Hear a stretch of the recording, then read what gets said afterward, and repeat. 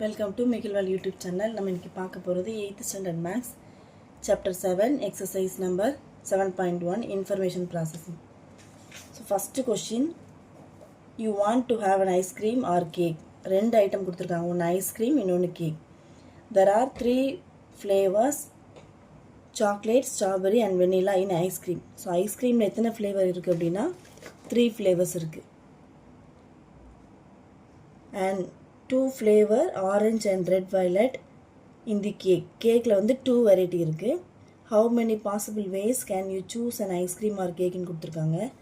So நம்ம கண்டுபிடிக்க போகிறது number of possible ways.